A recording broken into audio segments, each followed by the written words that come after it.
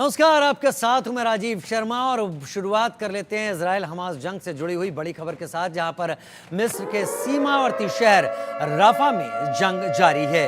रफा में 2.5 महीने से फंसी है इजरायली सेना। इजरायली सेना टैंकों से लगातार गोलीबारी कर रही है।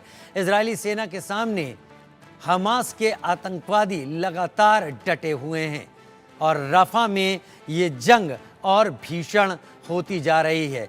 रफा से लगा हुआ हिस्सा मिस्र के बॉर्डर का आ जाता है, जहां से कई सारे शरणार्थियों को मिस्र में प्रवेश की इजाज़त भी मिली है।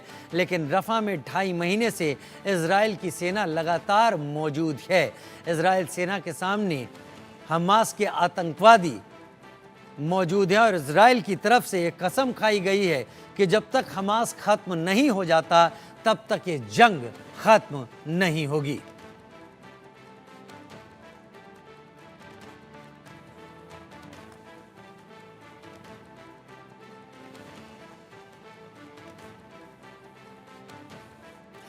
सात अक्टूबर 2023 को जब हमास के आतंकवादियों ने इजराइल के अंदर घुसकर 1200 फिलिस्तीनियों की बेदर्दी से हत्या कर दी थी, उसके बाद से नेतन्याहू ने कसम खाई कि अब हमास का खात्मा ही आखिरी लक्ष्य होगा। तो इजरायली सेना गाजा में किस तरीके से गदर मचा के रखे हुए है, किस तरीके से गाजा में तबाही का मंजर अब पैदा है, एक रिपोर्ट देखिए।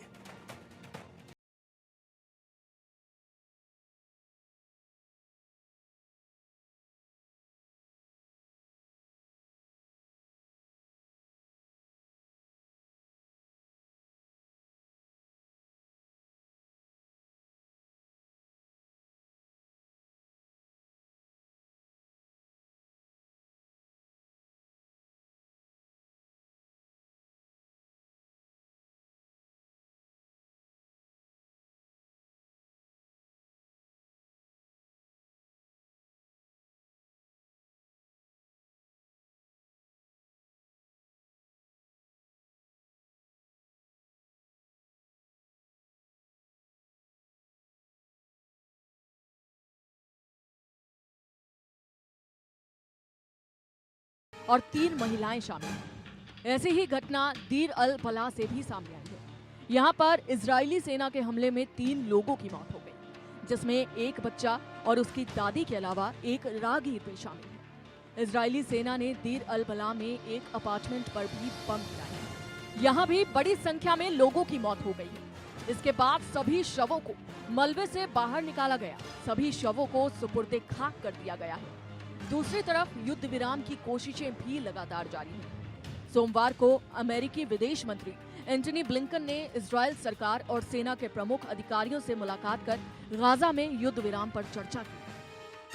अमेरिकी विदेश विभाग के प्रवक्ता मैथ्यू मिलर ने कहा, विदेश मंत्री एंटनी ब्लिंकन ने सीजफायर पर नए सिरे से चर्चा की है।